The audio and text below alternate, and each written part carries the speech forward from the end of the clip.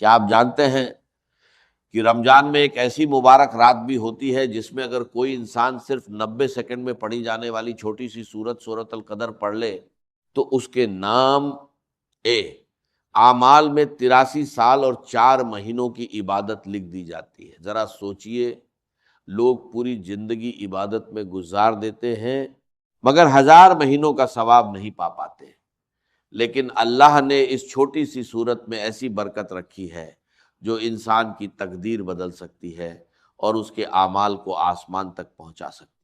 اگر آپ کو لگتا ہے کہ آپ کا نصیب سو گیا ہے اور آپ کی دعائیں برسوں سے ادھوری ہیں تو یہ بات آپ کے لیے ہے۔ یہ صرف ایک ویڈیو نہیں بلکہ اللہ کی طرف سے ایک اشارہ ہے۔ بس کچھ پل ٹھہریے، کیونکہ شاید آپ نے پہلے کبھی یہ راج نہیں سنا ہوگا۔ سورۃ القدر وہی سورت ہے جو اس رات نازل ہوئی جب انسانوں کی تقدیر کے فیصلے لکھے جاتے ہیں۔ رمضان کا ہر لمحہ قیمتی ہے، مگر جب انسان سورۃ القدر پڑھتا ہے تو ایسا لگتا ہے جیسے وہ اپنے رب کے سامنے اپنی تقدیر کی عرض پیش کر رہا ہو۔ خاص طور پر رمضان کے تیسرے عشرے میں، عید سے پہلے کی راتوں میں اگر اسے پڑھا جائے تو اللہ ایسی رحمت کے دروازے کھول دیتا ہے جن کا انسان سوچ بھی نہیں سکتا۔ اگر آپ چاہتے ہیں کہ آپ کی تقدیر بدل جائے، پریشانیاں دور ہو جائیں اور گھر میں برکت آئے تو رمضان کے تیسرے عشرے میں سورۃ القدر پڑھنا شروع کر دیجئے۔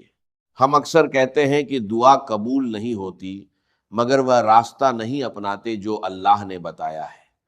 فرشتے ان لوگوں کو ڈھونڈتے ہیں جو سورۃ القدر پڑھتے ہیں، کیونکہ یہ رحمت اور برکت کے لمحے ہوتے ہیں۔ یہ سورت دراصل رمضان کا وہ عظیم تحفہ ہے جو امت محمدی صلی اللہ علیہ وسلم کو دیا گیا۔ اللہ فرماتا ہے لیلۃ القدر خیر من الف شہر، یعنی قدر کی رات 1000 مہینوں سے بہتر ہے، جو لگ بھگ 83 سال اور 4 مہینے ہوتے ہیں۔ اس سورت کی برکت سے گناہ ایسے مٹ جاتے ہیں جیسے آگ سوکھی لکڑی کو جلا دیتی ہے۔ اگر کسی کو رمضان میں اسے پڑھنے کا موقع ملے اور وہ لاپرواہی کرے تو اس سے بڑی بدقسمتی نہیں۔ رمضان کے تیسرے عشرے میں سورۃ القدر پڑھنا اللہ کے خزانوں کا دروازہ کھٹکھٹانے جیسا ہے۔ حدیث میں آتا ہے کہ پچھلی امت کے ایک شخص نے 1000 مہینے عبادت کی تھی، تب اللہ نے سورۃ القدر نازل کر دی اور بتایا کہ لیلۃ القدر کی ایک رات کی عبادت 1000 مہینوں سے بہتر ہے۔ یہ وہی مبارک رات ہے جس میں پورے سال کے فیصلے لکھے جاتے ہیں۔ حضرت جبرائیل علیہ السلام فرشتوں کے ساتھ زمین پر اترتے ہیں اور ہر اس انسان کو سلام کرتے ہیں جو اللہ کی عبادت میں لگا ہوتا ہے۔ یہ سکون، رحمت اور دعاؤں کی رات ہوتی ہے جو رمضان کے تیسرے اشارے میں آتی ہے۔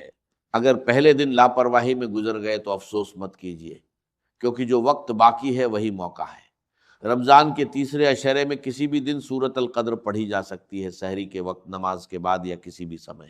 اگر دل میں کوئی حاجت ہے، کوئی ادھوری دعا ہے یا کوئی خواہش ہے تو اسے دل میں رکھ کر سورۃ القدر پڑھیے اور اللہ سے ایسے مانگیے جیسے ایک فقیر اپنے مالک سے مانگ۔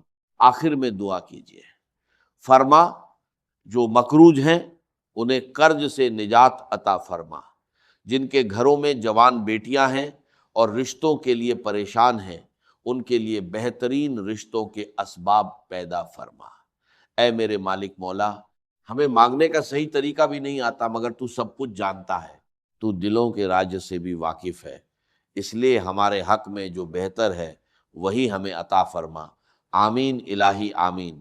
اگر آپ کے دل سے بھی یہ دعا نکلی ہے تو ایک بار پورے یقین اور سچائی کے ساتھ کمنٹ میں آمین ضرور لکھیے، کیونکہ کبھی کبھی بندے کی ایک سچی آمین بھی آسمان کے دروازے کھول دیتی ہے۔ دوستو، آج کے اس خاص وظیفے کا سب سے پہلا اور بنیادی لفظ ہے یا ربنا۔ کیا آپ نے کبھی غور کیا ہے کہ قرآن پاک میں جتنی بھی عظیم دعائیں ہیں وہ اکثر ربنا سے شروع ہوتی ہیں؟ حضرت آدم علیہ السلام سے لے کر نبی کریم صلی اللہ علیہ وسلم تک ہر نبی نے مشکل وقت میں اسی لفظ کا سہارا لیا۔ اللہ فرماتا ہے ربنا ظلمنا انفسنا، یعنی اے ہمارے رب، ہم نے اپنی جانوں پر خود ظلم کیا۔ رب کا مطلب صرف پیدا کرنے والا نہیں ہوتا بلکہ وہ ہوتا ہے جو اپنے بندے کو انگلی پکڑ کر ہر مشکل سے نکالتا ہے، اسے سنبھالتا ہے اسے پالتا ہے اور ہر موڑ پر اس کی رہنمائی کرتا ہے۔ آج رمضان کے تیسرے عشرے کی ان برکتوں بھری گھڑیوں میں جب عید سے پہلے کی راتیں قریب آ رہی ہیں، انسان کو سب سے پہلے دنیا کے تمام کاموں کو چھوڑ کر اپنے رب کو پکارنا چاہیے اور کہنا چاہیے یا ربنا۔ اس کی مثال بالکل ایسی ہے جیسے ایک چھوٹا بچہ بڑی بھیڑ میں کھو جائے، وہ اپنے باپ کا نام نہیں جانتا مگر درد سے بس ابا ابا پکارتا ہے۔ اس ایک پکار میں اتنی سچائی ہوتی ہے کہ باپ ہزاروں لوگوں کی بھیڑ چیر کر بھی اپنے بچے تک پہنچ جاتا ہے۔ ہم بھی گنہگار ہیں، ہمارے پاس بڑی بڑی عبادتیں نہیں کوئی بڑا عمل ہے، مگر ہمارے پاس ایک چیز ضرور ہے اور وہ ہے دل سے نکلی ہوئی یا ربنا کی پکار۔ جب رمضان کے ان مبارک دنوں میں کوئی بندہ اپنے رب کو پکارتا ہے اور کہتا ہے اے ہمارے پروردگار، تو اللہ کی وہ رحمت جو 70 ماؤں سے بھی زیادہ محبت کرتی ہے، جوش میں آ جاتی ہے اور فرماتی ہے مانگ میرے بندے، تیرا رب تیرے سامنے موجود ہے۔ یہ لفظ انسان کو دنیا کے ہر رشتے سے بڑا رشتہ جوڑ دیتا ہے۔ ایک روحانی واقعہ سنیے۔ ایک شخص سمندر کے طوفان میں گر گیا، اس کی کشتی ٹوٹ گئی اور وہ صرف ایک لکڑی کے تختے کے سہارے رہ گیا۔ اس نے دنیا کے بہت سے لوگوں کو یاد کیا مگر کوئی مدد کرنے والا نظر نہ آیا۔ آخر اس کے دل سے ایک پکار نکلی اور اس نے آسمان کی طرف دیکھ کر کہا یا ربنا، آج تیرے سوا میرا کوئی سہارا نہیں۔ بزرگ فرماتے ہیں کہ اس کے یہ الفاظ ابھی پورے بھی نہیں ہوئے تھے کہ سمندر کی لہروں کا رخ بدل گیا اور اسے کنارے تک پہنچانے کے لیے اللہ کی غیبی مدد آ گئی۔ دوستو، آپ کی پریشانی اس طوفان سے بڑی نہیں ہو سکتی۔ اگر آپ سچ میں رمضان کے تیسرے عشرے میں سورۃ القدر کی برکتوں کو دیکھنا چاہتے ہیں، اگر آپ رمضان کی رحمت، مغفرت اور برکتوں کو سمیٹنا چاہتے ہیں، تو سب سے پہلے پورے دل سے بار بار یا ربنا یا ربنا یا ربنا پکاریے۔ اللہ والے فرماتے ہیں کہ جیسے ہی بندہ یہ مبارک لفظ پڑھتا ہے، وہ اپنے رب کے بے حد قریب ہو جاتا ہے۔ اس وقت اللہ فرشتوں سے پوچھتا ہے یہ کون ہے جو انسانی دنیا میں رمضان کے ان قبولیت والے لمحوں میں اپنے رب کو پکار رہا ہے؟